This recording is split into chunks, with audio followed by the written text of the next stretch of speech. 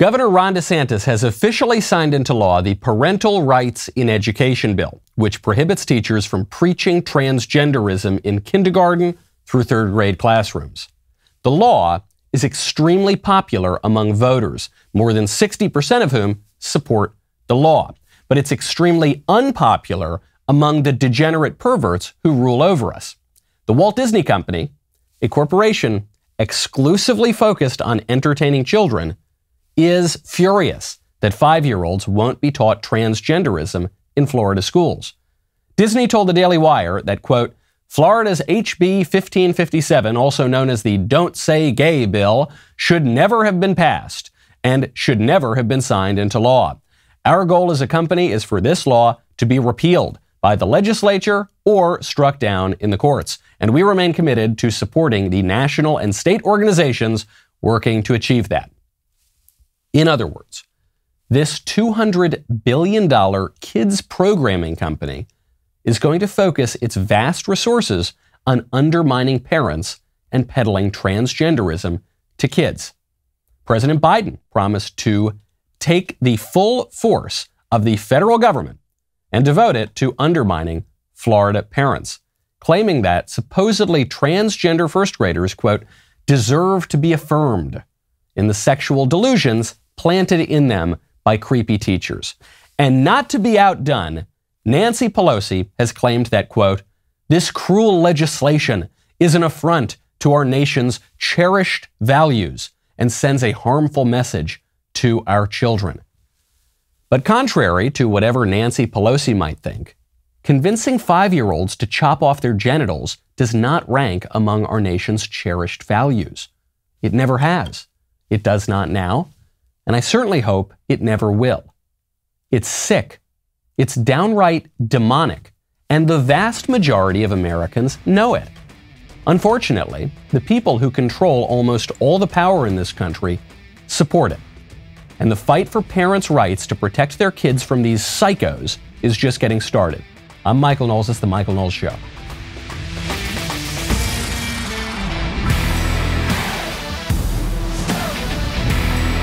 Welcome back to the show. My favorite comment yesterday from Kyle Ruggs, who says the only thing that the Smiths relationship is not open for is jokes. That's not nice.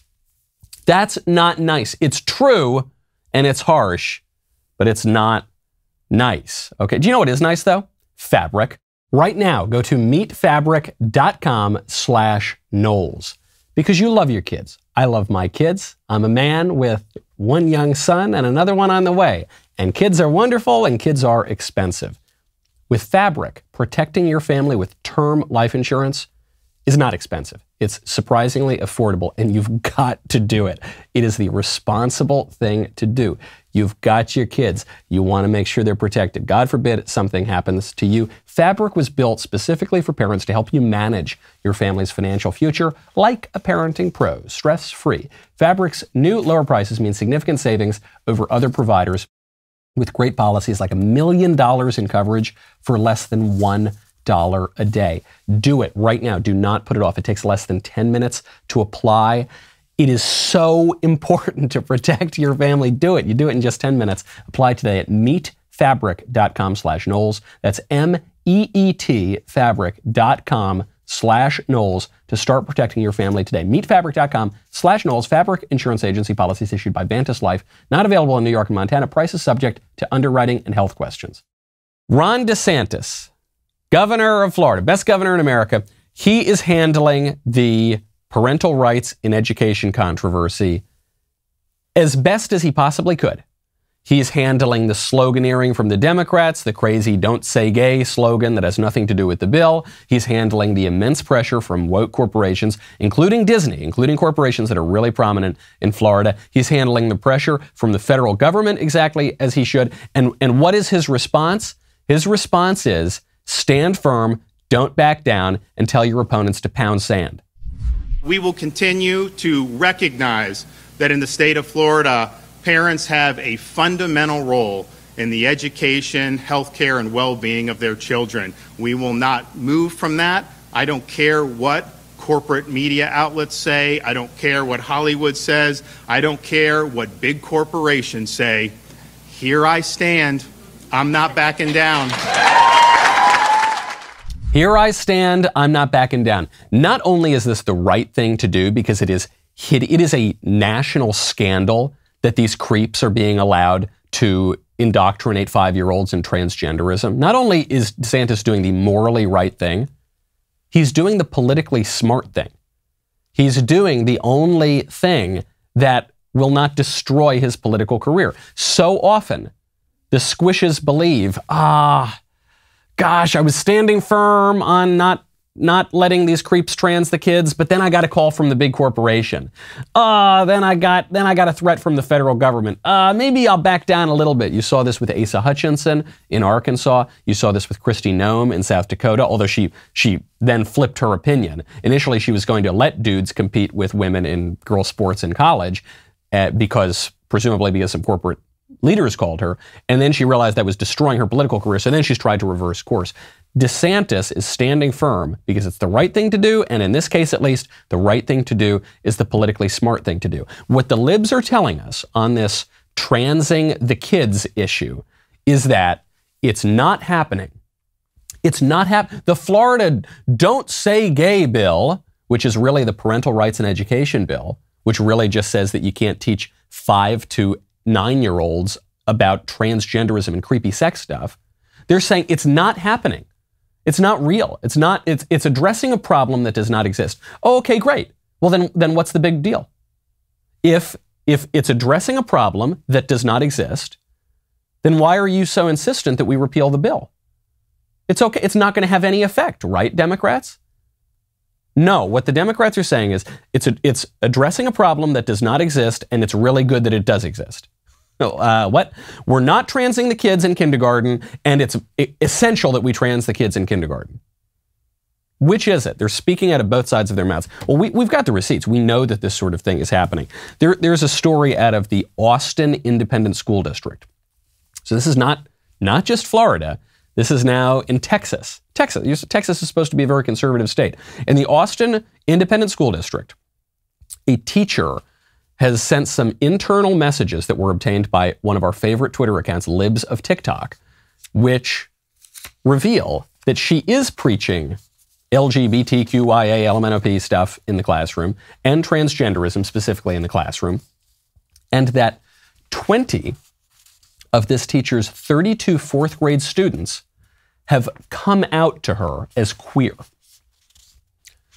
Must be something in the water in Austin. Maybe Alex Jones is onto something. This is what the teacher says. The teacher was very upset that for one of the multiple gay pride celebrations in this public school, in this elementary school, they called it a wellness walk. And the teacher's complaining because that's not gay enough. So the teacher says, well, I understand that wellness walk is something that was previously in motion to promote health and fitness and is something we want to continue. It really takes away from the experience of celebrating pride to couple the two. The first pride was a riot. It's not enough to just welcome, love, and celebrate queer folks. And then this fourth grade teacher puts an X instead of a KS on folks because, well, this teacher knows a lot about radical sexual ideologies. The teacher does not know a lot about grammar. That's unfortunate. Probably explains our educational situation in America.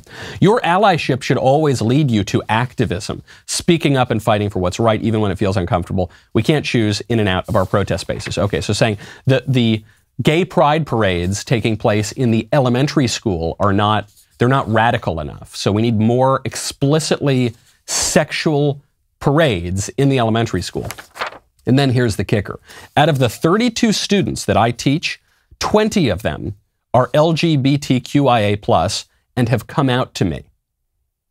I feel that we need to do better for them, to affirm our students. We need to publicly announce what we had this morning was a pride parade. Our students are aware and paying attention. 20 out of 32 students are LGBTQIA. We're talking about 8 and 9-year-olds. What are the odds? One, the first problem with this is that what this teacher is bragging about is that 8-year-olds have secrets with her. Secrets that maybe they don't tell their parents. Sexual secrets that they're regularly discussing with their creepy, degenerate pervert of a teacher. But then you have the statistical implausibility, let's call it, that 20 out of the 32 8 and 9-year-olds that this woman, I hope it's a woman, it's even creepier if it's a man, that this individual is supposed to be teaching and instructing and leading, 20 out of 32 all have the same weird, extremely rare sexual condition. Isn't that a little strange? Well, it's not strange when you realize that 8 and 9-year-olds don't know anything, and they just play pretend all the time, and they're extremely impressionable and full of delusion, and this teacher is obviously grooming them. This teacher is obviously implanting these crazy ideas in their heads. Just like, I remember in, I don't know, kindergarten or first grade, I learned what an archaeologist was. That we had a little lesson in the classroom about archaeologists. And then 3/4 of the students decided they wanted to be archaeologists someday. What do? You dig up dinosaur bones? Cool. We're all going to be archaeologists. That's what we are now. That's our identity. Because we heard it, because we're very impressionable and it was something novel, and the teacher seemed to suggest this was a cool thing. The LGBTQIA ideology in this 4th grade classroom, it's just today's version of teachers describing what it is to be an archaeologist or anything else. Except the consequences of this are extraordinarily grave, because the consequences of this, increasingly peddled by our left-wing establishment, is that we've got to put these little kids on hormone blockers, we've got to mutilate their bodies, we've got to permanently destroy their lives because of the sick sexual fantasies and perversions of these radical leftist teachers. But don't worry, it's not happening. We've got to get rid of any bill to protect the kids from these creeps. So says Disney, so says our political establishment. We can't have that. What's happening to our country? Increasingly, it's hard to tell even what our country is. You go to the grocery store, you buy meat, it says product of the USA. It's from El Salvador. Well, that's why you got to check out Good Ranchers. Go to goodranchers.com/Knowles right now. I love Good Ranchers. I eat it multiple times a week. You know, when I was a kid, having steak was a special occasion kind of thing. It was, and we'd go down to the local market and get some steaks, but because steak is very expensive. What Good Ranchers has done, which I think is just so phenomenal, is it's made it affordable such that you can have steak. It doesn't need to just be a once every couple of months treat. You can have steak regularly. You can have it, frankly, every week. Really high quality steak, prime steak, better than organic chicken too. I love their chicken. And you can have it regularly. You can lock in your price right now forever. It's already low prices. If you subscribe to the meat, you don't just get a one-off box. If you subscribe, you'll lock in your price forever, for life. And on top of that, you get a $30 discount on prime steaks and better than organic chicken. Go to goodranchers.com/Knowles to save on the quality that you've been looking for. Good Ranchers takes the guesswork out of the grocery store, sources everything from local farms, ships it to your door. Use code Knowles and enjoy your box of 100% American meat and $30 in savings. Order now to combat inflation with Good Ranchers, American meat delivered. There is no sexual indoctrination going on in kindergartens and elementary schools and middle schools. That's not happening, right? It's not, except we just heard this story about the 4th grade teacher in Austin who's obviously grooming these poor students. Well, it's not just elementary schools, it's middle schools. There's a story out of a New Jersey middle school where the New Jersey middle school is forcing students to learn about transgender hormone therapy without parental notification. This is not in a health class. This is not in a sex education class. This is in social studies class. The New Jersey public taxpayer-funded middle school is forcing these students to watch a video about a young woman who thinks that she's a man, injecting herself with a bunch of hormones and testosterone to try to, in some slight way, better resemble a man. So I wrote a email and I just wanted to share it. Just showing people that you can build up the courage to, stand up for yourself in a way that, this is what you want to do with your life. And I think we should be working just as hard to mentally accept ourselves for exactly who we are. Yeah, I think it's really important to be mentally sound and safe. And I really feel like I'm gonna have a better life and feel more comfortable in my life if I accept that I'm a trans man. The video is called 10 Years on Testosterone, details the transition of Adian Dowling through these hormone injections. They didn't notify the parents. The video says, you can build up the courage to stand up for yourself in a way that this is what you want to do with your life. That's what they're telling to, 11-year-olds, 12-year-olds, 13-year-olds? No parental notification. Because what the administrators and the political activists at this school are thinking is the parents won't like this. We know the parents don't like this stuff. 60% of voters in America support the parental rights and education bill in Florida, which they're calling Don't Say Gay. The vast majority of voters, and certainly the vast, vast majority of parents, do not want teachers indoctrinating young kids, elementary, middle school kids, into this sexual ideology. And so the teachers say, well, if we want to do it anyway, we think it's really important, so we're just not going to tell the parents.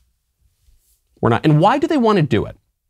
The reason they want to do it has long roots in left-wing political activism. It goes back to at least to the 1930s, to 1940s. There was a guy named Wilhelm Reich. I've mentioned him on the show before. He was this very creepy German sociologist type who had a theory that all the problems in the world, from cancer to war to every issue on earth, is due to a lack of orgasms.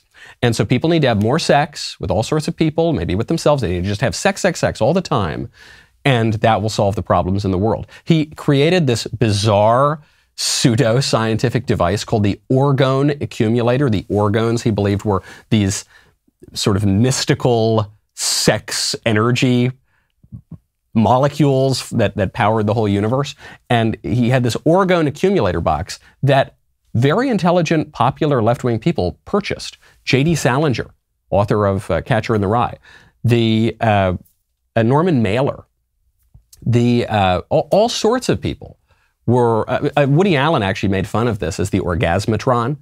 Bernie Sanders wrote essays about this in the 1960s and 70s. I write about it in my book, Speechless.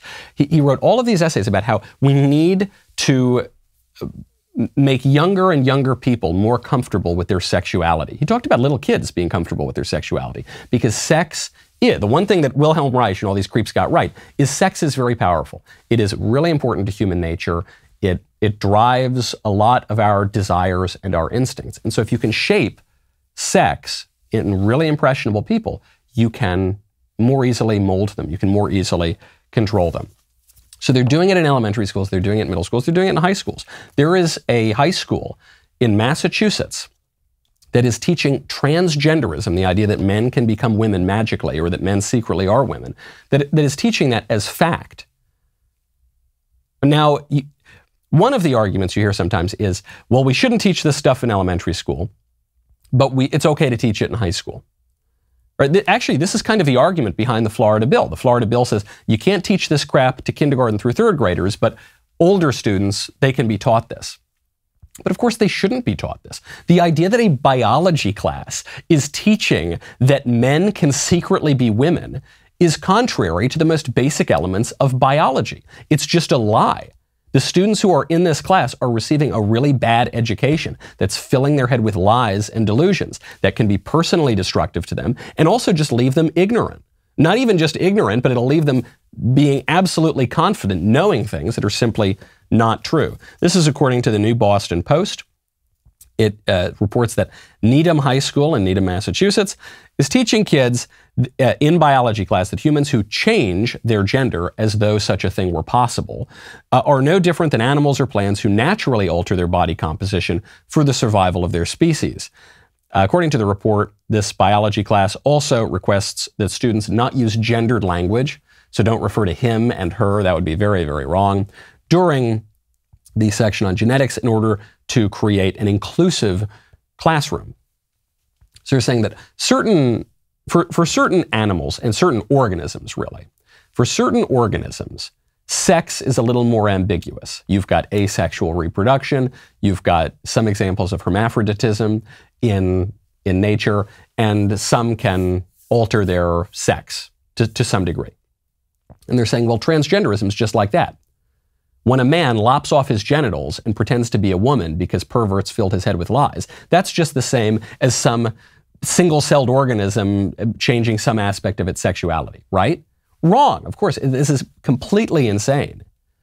And so it's, frankly, the issue with the Florida bill is not that it goes too far and you're not allowed to say gay or whatever nonsense the left is peddling. The problem with the Florida bill is it doesn't go nearly far enough. Third grade is not nearly far enough to protect people from the lies being peddled by these activists. And they are lies. They have to lie to make this thing stick. This is a story, I've been meaning to get to it all week, but actually it fits quite now with what we're talking about. When William Thomas, the hulking dude who beat all the chicks at the NCAA swim and dive championship a couple of weeks ago, when he won, quote unquote, it became quite clear from the pictures of that event that he's a man. He's tall. He's heavy. He's got broad shoulders. He's got a big Adam's apple. He has other protrusions that were clear in his Borat jumpsuit. He hasn't changed a thing about his body. He's not. This is why part of me thinks he might be just a performance artist showing the absurdity of gender theory, because he just clearly looks like a man. He hasn't changed his voice. The only thing he did was slightly grow his hair out, and then he put a swim cap on, so that didn't even matter. And the reporting from the establishment media couldn't bear that. It was too real. People would just see. They'd say, wait a second. I read in the newspaper, I heard on television that this man was a demure, delicate little woman. But actually, you look at him, he's obviously just a dude, and he's towering over these girls. So what did NBC News do? When they had a choice between changing their reporting and changing the reality of the story itself, what do you think they chose? You know what they chose. They tried to change the reality. NBC News, the Today Show, got in a lot of trouble because they took an image of Will Thomas and totally airbrushed it out. So all of the features on Thomas that seemed masculine, this is just his face, his shoulders were kind of in the water, so it's really just the face. They just softened all of the features to make him look more like a woman. It was a really bad airbrushing job. It was a really bad Photoshop job. Thankfully, the editors at NBC are so incompetent that they couldn't do a good job at it. Let me tell you, if they had Daily Wire editors here, it would have been much more persuasive, okay? But they've only got incompetence over there at NBC, so it didn't work. You looked at it, you said, wait a second, that's not, why is it so smooth? Why is the lighting like that? Oh, because when you look at the real photo, he's obviously a dude. So they have to lie. They have to lie every step of the way. They have to lie in their laws and regulations. They've got to lie in their corporate policies. They've got to lie in photographs, okay? Because they are so dead set on manufacturing this delusion that we're all going to live in. This is not a coincidence that we're dealing with this insane anti-biological ideology at the same time that we're seeing a major technological revolution that confuses reality. We've got deep fakes. We've got very high-end video technology. We're now moving into virtual reality in the metaverse. And what the push is here for the left is to just reimagine reality. It goes all the way back to one of John F. Kennedy's favorite lines, which he stole from George Bernard Shaw, the socialist playwright, who put the words in the mouth of the serpent in the Garden of Eden tempting Eve, who said, some people see things that are and say, why? I dream things that never were and say, why not? This line, which the left has used as a great inspiration for decades, this line comes from the mouth of the freaking devil. This is the great temptation. To live in fantasy, to reject the world that God has given us, to reject the real world as it actually is, and close our eyes and bury our heads in sand and just live in our own fantasies. That's something that little children do when they play pretend. Now it's the adults who are teaching the children, who are telling them that the pretend world is real life, and that's extraordinarily dangerous. We need to hold on to something tangible in this world, especially as our money is becoming valueless, as we're living in all this virtual reality. If you want to grab on something that has always had value, I recommend you check out Birch Gold. Right now, stop what you're doing before inflation gets worse and text Knowles, Knowles, to 989898 to get all the info you need. Inflation is at 7% right now, okay? Thanks to Joe Biden's insane policies. That means that the paper money in your wallet is losing value fast. Russia's full-on invasion of Ukraine, not making things any better, actually worsening the market's decline. Today, an ounce of gold is worth $1,900. In the year 2000, do you know what it was worth? $300. What if you had invested in gold then? I've been saying for years and years now that you can buy gold from Birch Gold, that it is your hedge against inflation. These are the guys that I trust. Well, did you know there's another way to hedge against inflation? You can buy silver from Birch Gold. Silver and gold, silver and gold. Silver is also considered real money, historically speaking. It's extremely undervalued right now. It's an industrial metal. It's in high demand for everything from electric cars to solar panels to everything. Demand is only going to rise. Protect your savings today. Text Knowles, Knowles, to 989898 to get a free info kit on buying gold or silver in a tax-sheltered account. There's no obligation to get this info. You get the info. You text Knowles, Knowles, to 989898. Get your free info kit now. On this topic of transgenderism, a little bit of a hobby horse around here at the Daily Wire because it's so outrageous. You may have noticed our pal Matt Walsh announced his newest film, What is a Woman? Can't say much about it, but I can announce his newest venture as a best-selling author, and that would be his book called, you guessed it, What is a Woman? It's now available for pre-order at whatisawoman.com, also on Amazon, where it just hit number 8 on the bestseller charts in the It hit number 8 in the women's studies category. So head on over there, pre-order the book. Matt has been chasing this question for over a year. It's extremely important to him to show the world how easy this question should be. You can help him find an answer when you pre-order the book, What is a Woman, at whatisawoman.com or on Amazon. We'll be right back with a lot more.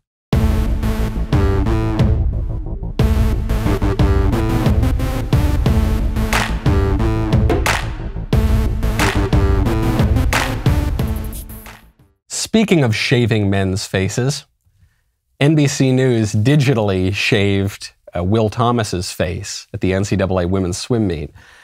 Well, shaving faces has become a national news story. Sometimes in politics and show business, you find yourself in a position where you are the news story. And that is where the Daily Wire finds itself right now, because you know that the God King here, Jeremy Boring, launched a razor company, Jeremy's Razors. He launched this, I guess now, multi-million-dollar company because of a mean tweet that was sent to me. I was on Candace Owens' old show.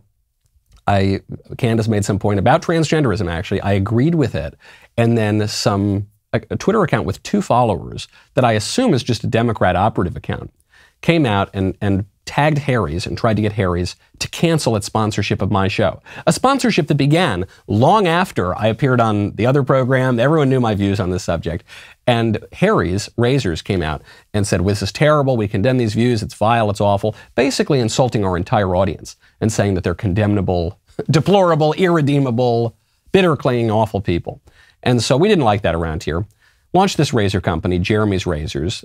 You can find it at IHateHarrys.com. The razor company has completely exploded. It's now much larger than Harry's in terms of its social media footprint. We've sold about a gazillion razor subscriptions. Jeremy just appeared on Tucker. Tucker loved the idea. For years, a company called Harry's Razors advertised in the Daily Wire. Then Harry's, like Gillette and so many other companies in this country, went politically insane. Harry's announced it was cutting advertising with the Daily Wire because the Daily Wire believes in the concept of biological sex, and Harry's denounced that belief as, quote, inexcusable. So rather than complain about this, the CEO of the Daily Wire, Jeremy Boring, came up with an alternative. He started his own razor company. It's called Jeremy's Razors. It's already more popular than Harry's. We haven't tried the razor, can't vouch for the razor. We can't tell you the launch ad, one of the best ever made. Yeah, I mean, it's a joke, but that doesn't mean it isn't real. We've absolutely started our own razor company, and in our first 72 hours, we've sold 30,000 razor kits and razor blade subscriptions. So great. And I just love it because you're not just complaining, you're providing an alternative, and I just think it's beautiful. But I'm also tired of this sort of nonprofit mentality on the right that responds to every attack with the same tired sort of cycle of lose, complain, and beg for donations. That's just a recipe for failure. We have to be constructive. We have to be building a future. This is the key. Please do not tell Jeremy that I said anything nice about him. I will deny it if you say I was complimenting him on this show. But this is the whole key. Tucker hits on it. He alludes to it, and then Jeremy says it explicitly. Tucker says, you're not just complaining, you're offering an alternative. That's the key here. Sometimes it's important to complain. Not to complain about personal slights, not to complain about you're in traffic, not to complain about the food doesn't taste good, but to complain when it's constructive, to say there's an injustice happening, to say that there is something wrong that we need to fix. That sort of complaining, there's an important place for that sort of criticism. Otherwise, we wouldn't know what's wrong. But that's not the end. Then you've got to build something. And conservatives have been okay at complaining and criticizing, but we haven't been great at building things. It's an uphill battle. The left controls all the power in this country. But what Jeremy was saying is, no, we have to start building. And part of the reason we haven't built is this issue of the nonprofit mentality on the right. He's saying what happens on the right is that we try to do something, the left beats us, then we whine and moan about it, and then people give us more money. We say, this is really, really bad. It's getting even worse. And then we tug on the heartstrings of conservative donors and they give us more money. And then we go fight another losing battle. And then we get more money. Because if we won the battle, we wouldn't get all that sweet nonprofit money. If we won the battle, then it would be solved. You see this with pro-life advocacy sometimes. This is the fear with pro-life advocacy when it comes to actual politicians. Politicians, Republican politicians, make a lot of money from pro-lifers. They say, we've got to stop the radical abortionists. Give me $100 today and we're going to stop them. And then so you give them $100. Yeah, it's a very important issue. We're killing almost 1 million babies a year in this country. But then sometimes those same politicians will not vote to limit abortion. They will not vote to get rid of the problem because then they're getting rid of their cash cow. You get all of these perverse incentives where the incentives for a lot of the institutional right is just to lose. And so this is what Jeremy's saying is we need to change the incentives. We need to realign the incentives so that we are incentivized to win. We're not a nonprofit company, obviously. We're a pretty profitable company. And so the incentive here is to win. The incentive here is to do something. It's to win at the Supreme Court. If we hadn't won that Supreme Court battle over the OSHA vaccine mandate that we ourselves brought to the court, we would have been screwed. We would have been in a really bad situation. They would have fined us basically to bankrupt the company within 2 weeks. We would have been in a horrible position. So we had to win. The incentive there was to win. It's totally right. It's a really, really important thing. Not just for the razors. It's good. I shaved with the razor today. It's a nice razor. But also for what it means. It's got to be a good product. It's got to actually provide value. And what it means, the threat that is posing to woke corporations like Disney. Forget Harry's for a second. Like Disney, $200 billion company that's saying if you don't trans your kids, if Florida voters don't let us trans their kids, we're going to spend a lot of our resources to force them to do it. That is a grave threat to our republic, and we've got to fight back. And you can't just fight back at the elected level. You got to do that too. But you got to fight back in business. You got to fight back in the woke corporation. You got to fight back in every single institution that the left has conquered. Speaking of doing violence to men's faces, how's that for a transition? Will Smith has apologized for the slap heard round the world. He actually started to apologize after he won the Best Actor award. I didn't even know that he won the Best Actor award because no one actually watched the Oscars the other night. They just saw that clip of Will Smith getting up and smacking Chris Rock in the face for telling a joke about his wife. But I guess he won the Best Oscar, and then during his acceptance speech, Will Smith alluded a little bit to kind of almost start to apologize. Now, know to do what we do, you got to be able to take abuse. You got to be able to have people talk crazy about you. In this business, you got to be able to have people disrespecting you. And you got to smile and you got to pretend like that's okay.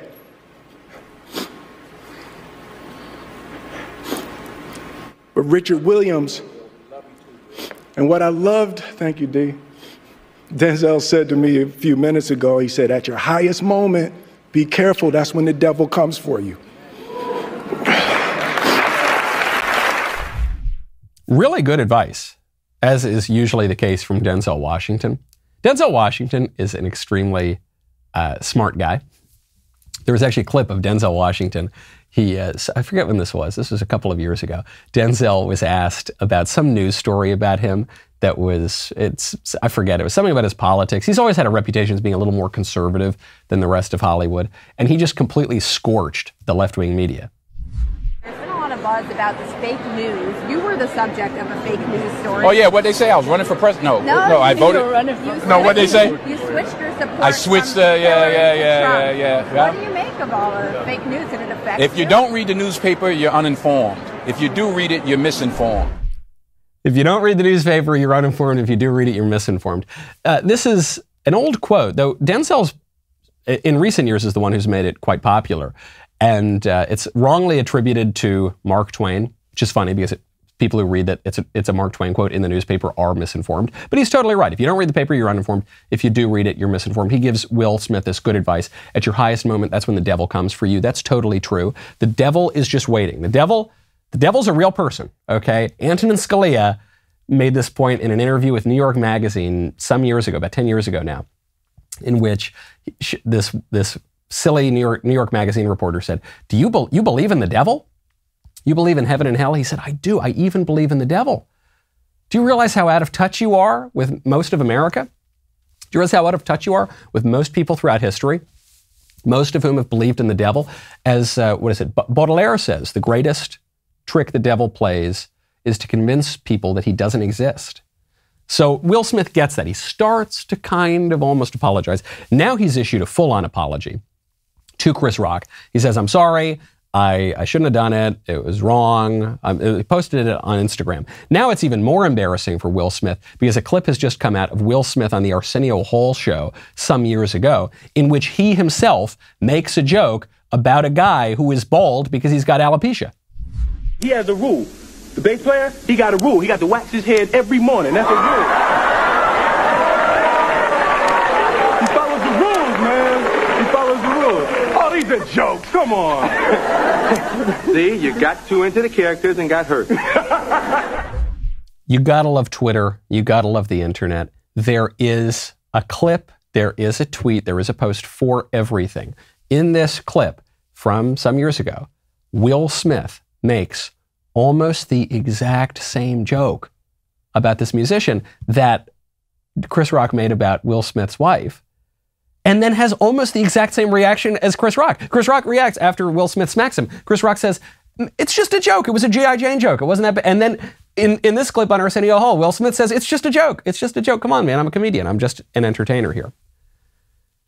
But of course, it wasn't about the joke. It wasn't about Chris Rock. I think that's why Chris Rock was so shocked, and frankly, why Will Smith was probably shocked with himself. I think that the smack heard around the world probably had a little bit more to do with the fact that Will Smith's wife has brutally cuckolded him and humiliated him in public for years at this point, and he feels emasculated and humiliated by that, than it does about Chris Rock making a relatively mild joke. And he's just letting out that anger and that shame that he feels on Chris Rock. And why does he feel it? The argument that Jada Smith and I guess Will Smith were making when they aired their dirty laundry on TV was, look, this isn't a big deal. Oh, we have all these cultural hang-ups over infidelity. But come on, that's just old-fashioned. That's just irrational. It's fine. We can... Jada Smith, she has a kind of encounter with this guy that she was sleeping with. It's a minor indiscretion. But it's fine.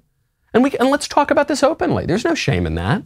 But of course there is. Of course there is. And of course Will Smith is humiliated. And I feel terrible for the guy. I feel genuinely terrible for Will Smith. Because even when Chris Rock makes the joke, Will Smith started laughing. And then he looked over at Jada Smith, and Jada didn't like it. And I tell you, I don't like to get into psychobabble much. I could read his mind. You could see the wheels turning in Will Smith's head. He thought, oh, I've already been so emasculated. I've already been so humiliated. I've already literally been cuckolded before the entire public. I'm a very famous guy, huge movie star. I've been as humiliated as you possibly can be. To be a cuckold is one of the most humiliating things that there is. In the Italian culture, I'll tell you as someone of Italian extraction, it's one of the worst things you can call somebody. You call them a cornuto, the sign of the cuckold. Actually, the rock and roll symbol, where you put your hands in the air, that's an Italian symbol for the evil eye, and it's the sign of the cuckold. He's saying, oh, you don't want to be a cuckold. You want your enemies to be cuckolded. I mean, it's so humiliating. And he's looking, he says, God, I can't do it. I can't let this happen. And then he goes up and smacks him. And then he feels bad about it. It's your highest moment. The devil's going to come and get you. This Will Smith incident, people are still talking about it because it kind of confuses political lines. You've got some people who are, and to some degree, myself included, who are sympathetic with Will Smith, who like the idea that it's kind of chivalrous to get up there and defend your woman's honor. How dare you, sir? I challenge you to a duel. I demand satisfaction. I'm sympathetic to that. I don't think people should be allowed to say whatever they want. I mean, there's not even a First Amendment protection for fighting words. There's always been a carve-out for fighting words, among other things. I talk about this in my book, Speechless. The Founding Fathers wouldn't have rolled over for a joke about a man's wife. They would have smacked him across the face. They probably would have challenged him to a duel. But on the other hand, we're talking about a comedian here. Chris Rock, the guy is paid to go and tell jokes about celebrities in the room. And not only is Will Smith a celebrity, but Jada Smith has made herself a celebrity. She's not exactly a homemaker. She's not Donna Reed, okay? She's not staying at home as a traditional stay-at-home wife. No, she's a public figure, and so she's open to that kind of public criticism, for better and for worse. The problem here with Will Smith's reaction is that it wasn't this principled, totally in control, dignified response, hello, sir, I demand satisfaction. He lost his cool. He was not at all in self-control, and that was even more humiliating for him. You know who is in self-control? Donald Trump. Donald John Trump, our nation's 45th and potentially 47th president, is in such self-control that he just hit a hole-in-one while playing a round of golf. The reason this is a news story, well, it's impressive to hit a hole-in-one, but the reason it's a news story is not because Trump hit a hole-in-one. It's because of the statement that he issued. Trump issues a full press release, and these press releases read kind of like long tweets ever since he was kicked off Twitter. I want to read it in full. If you'll indulge me, I have to read you this statement by Trump in full. He says, many people are asking, so I'll give it to you now. It is 100% true. While playing with the legendary golfer Ernie Els, winner of 4 majors and approximately 72 other tournaments throughout the world, Gene Sowers, winner of the Senior U.S. Open, Ken Duke and Mike Goods, both excellent tour players, I made a hole-in-one. It took place at Trump International Golf Club in West Palm Beach, Florida, on the 7th hole, which was playing 181 yards into a slight wind. I hit a 5-iron. Which sailed magnificently into a rather strong wind with approximately 5 feet of cut, whereupon it bounced twice and then went, italicized, clank, into the hole. These great tour players noticed it before I did because their eyes are slightly better, but on that one hole only, their swings weren't. Anyway, there's a lot of chatter about it, quite exciting, and people everywhere seem to be asking for the facts. I'm sorry. It's too good. Playing with that group of wonderful, talented players was a lot of fun. The match was Ernie and me with no strokes against Gene, Mike, and Ken. I won't tell you who won because I'm a very modest individual. And you will then say I was bragging. And I don't like people who brag. Watch the video here. And then it's a video of Trump's hole-in-one. Why do I read that? One, I read it because it's incredibly funny and I miss him so much and I just wish he were on Twitter and all of our lives would be at least 40% funnier and more filled with humor if Trump were still on Twitter. But the other reason I mention it is because this is a man in self-control. Yes, he was a billionaire playboy. Yes, he's had a colorful life. But beyond some minor indiscretions here or there, he really is a man in self-control. He doesn't drink. He barely sleeps. He's a workaholic. He shockingly keeps himself in relatively decent shape. For a retired president who lives on a diet of fast food and Diet Coke, he actually seems to have a lot of energy. And he doesn't let his emotions run away with him. When he's making points, even in the heat of passion, he's always controlled. You've got the nuclear maniac, Kim Jong-un, in North Korea, calling Trump an old dotard and threatening to blow up America. And what does Trump do? Does he react in an emotional way? No. He says, oh, little rocket man, I would never call him short and fat. Well, I hope he knows I've got a button and mine's bigger. Ha, ha, ha. He's crafting these jokes in a way that tells you it's cool. He's going to let it roll off him. He's in command. The same cannot be said of Joe Biden.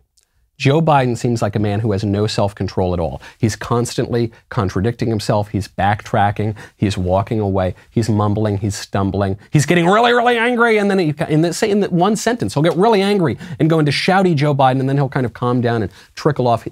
It's the total opposite. Very often, presidents are followed by their opposite. And with Trump, you have a guy who's very in command, very boisterous, very funny, and he's followed by this guy Biden, who's kind of nothing, who just blows around in the wind. He has no idea what he believes, and that's why he'll contradict himself and walk back his policies again and again. Peter Doocy, one of the few conservatives in the White House press pool, just asked Joe Biden about his recent contradictions, especially the contradictions on Ukraine, on the policy toward Russia, and on potentially what could throw us into World War III. And Joe Biden says, I never said that. Are you worried that other leaders in the world are going to start to doubt that America is back if some of these big things that you say on the world stage keep getting walked back? What's getting walked back? It made it sound like, just in the last couple days, it sounded like you told U.S. troops they were going to Ukraine. It sounded like you said it was possible the U.S. would use a chemical weapon, and it sounded like you were calling for regime change in Russia, and we know none of the three occurred. None of the three occurred? None of the three. None of the three occurred. You didn't hear that. You're making that up, Peter Doocy. That's not real. I never said U.S. troops would go see Ukraine. I never called for regime change in Russia. I didn't do any of the roll the tape. And you're going to see when you're there, and some of you have been there, you're going to see women, young people stand in the middle in front of a damn tank, just saying, I'm not leaving. I'm holding my ground. They're incredible. For God's sake, this man cannot remain in power. And to clarify on chemical weapons, if chemical weapons were used in Ukraine, would that trigger a military response from NATO? It would trigger a response in kind. It would trigger a response in kind, which means in the same way, which means a chemical attack. Not only did Joe Biden say all of those things, that U.S. troops were going to Ukraine, calling for regime change and ousting Vladimir Putin, and threatening to use a chemical weapons attack if Russia used one first. Not only did he say all of those things, but he apparently forgot he said all of those things, which is believable because the guy doesn't know what end is up most of the time. But probably more likely is he was just lying and forgetting that we have the video, and then saying, okay, fine. Yeah, you got the video, you heard these things. Don't believe your lying eyes. Don't believe your lying ears. This is the dishonesty of our ruling class. This is the corruption of our ruling class.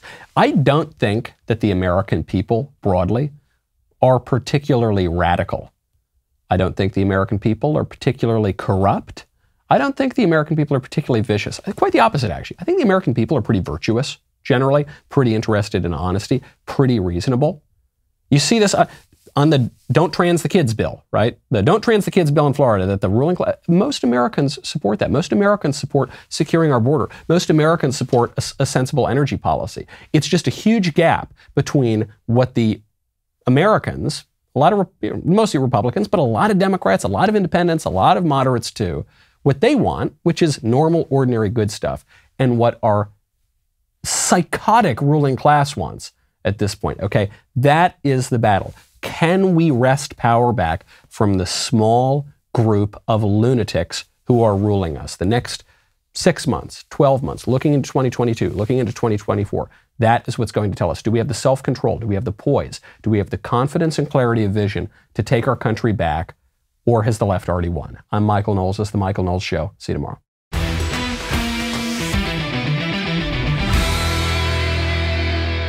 The Michael Knowles Show is produced by Ben Davies. Executive producer, Jeremy Boring. Supervising producer, Mathis Glover. Production manager, Pavel Vidovsky. Editor and associate producer, Danny D'Amico. Associate producer, Justine Turley. Audio mixer, Mike Coromina. And hair and makeup by Cherokee Hart. The Michael Knowles Show is a Daily Wire production. Copyright Daily Wire 2022. John Bickley here, Daily Wire Editor-in-Chief. Wake up every morning with our show, Morning Wire, where we bring you all the news that you need to know in 15 minutes or less. Join me and my co-host Georgia Howe for daily coverage of all the biggest stories on Morning Wire.